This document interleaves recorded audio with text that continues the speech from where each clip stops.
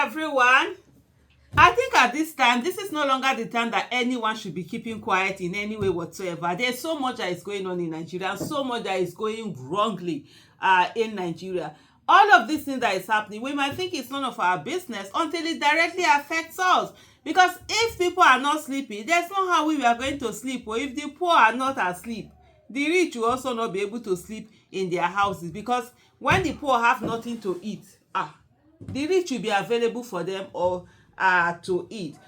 So Osibanjo is telling Tinubu's illegitimate government that citizens' welfare is a true measure of national greatness and not propaganda, not all those things that they delude themselves about and say that they've achieved this, that, forgetting that no matter what you tell people, when it comes to the issue of governance, they are directly going to feel it. And even if you are telling them a lie, whatever it is you are telling them, as long as what they're feeling is different from that, that's what they're feeling is going to be their true measure of one's government. Even this illegitimate one, where we've seen someone who did everything, went all the way to rig election and not give good governance. If I tell you that I am not perturbed, if I tell you that I'm not flabbergasted, though, I think that's the English that they used to use.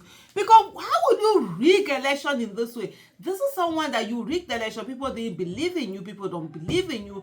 The least you could do is give them good governance. Start from measures from your place. Even if it's the cost of governance, reduce it, stop corruption, stop oil bunkering.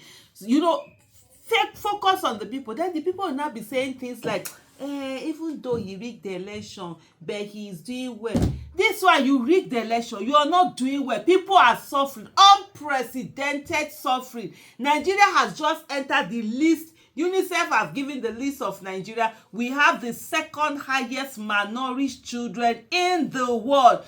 When I started speaking on these things here, those that we attack, those that we call it fake news, we call it fake news. It's been all over since like last year or 2023. They have started crowdfunding. UNICEF has started crowdfunding, doing fundraising for children that are malnourished in Nigeria. If you go to my channel, check my old videos, you see where I sat down and I spoke about this thing. And here we are today, we're number 2. In everything that, the wrong numbers that we need to get, Nigeria seems to be there. But anyway, former President Osibanjo is the one now that is coming out and calling out to Mr. Tinubu. And he has called for renewed focus service. That renewed focus on service-oriented leadership. Say everything is renewed this, renewed that, renewed hope. Renewed hopelessness that they've put out on people and in Nigeria. And so he's saying to them, let them focus on renewed focus on service-oriented leadership in Nigeria's political and governance landscape, describing it as not just a necessity, but a privilege. What will it benefit you to get the whole world and lose your soul? What will it benefit you to get into office and all you're thinking about is amassing more money, buying more cars, buying more toys, buying planes, building houses, doing this one, and that you didn't use your leadership to help the people? What is the essence of entering office, doing all the things that some of them unspeakable things that you do to get into office, and then at the end of the day you are not able to uplift the people, you're not able to lift people out of poverty, rather you've taken away the purchasing power. But anyway, Tinubu did say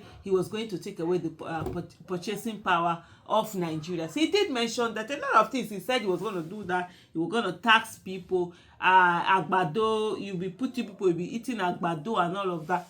Is that not what he's doing? He's actually doing those things that he said. But to do all of this, to get into power and not be able to use that power for good, is something that I can never, I find it unfathomable. I can't think about it. I can't just imagine what that whole is. Because for me, it's if I ever get the opportunity to be elected into office, I will be working harder. I'll be working harder so that in the next 100 years that there will be Nigerians that will be born and they will remember Aisha Yesufu. That's the way I work. We shall I work at there looking for what? For what to eat, for what to buy, for to go and carry billions. What will you do with those billions? When you die, they're going to bury you with the billions. Even you say you are going to leave them for your children, you're not going to leave wahala for your children. They will not be like this, like this, like this. Hey!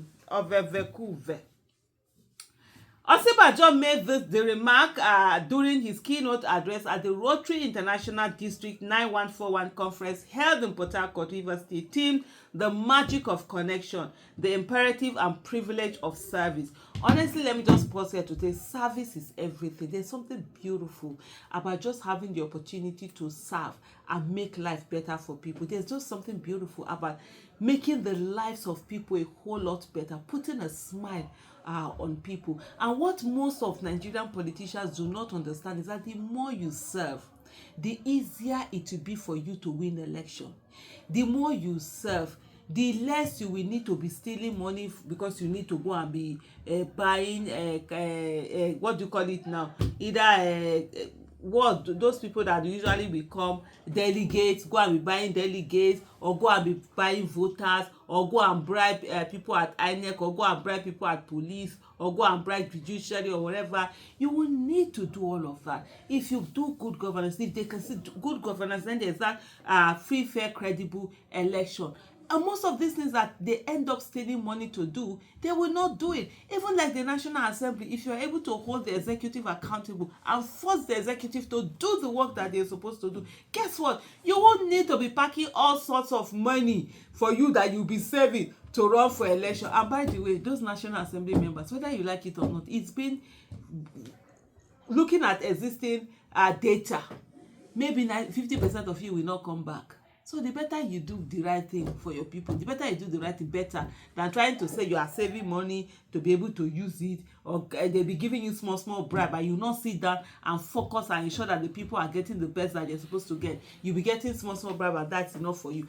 If only you ensure to follow the government, force government to give good governance, you know what will happen? By the time the government are doing good governance, some of the things that you have to be looking for money to be settling people, you won't need to, because people will be settled. People will be able to make their own money and they're able to, they'll be able to thrive. They won't come and be begging you, and then they won't even have your time for election. They can allow you to be there and winning again. This thing is a win-win case. If only politicians can just come down from that place of selfishness and see how it even benefits them so much for them to give that good governance, accountability, and transparency. Citing historical inspiration, Osibanjo praised the late Chief Obafemi Awolowo's bold introduction of free basic education in Western Nigeria, noting how the policy was executed despite significant financial hurdles. And there's more, but I'm going to stop here. And the thing is that the sad thing is that a lot of people who benefited from that Obasanjo's free education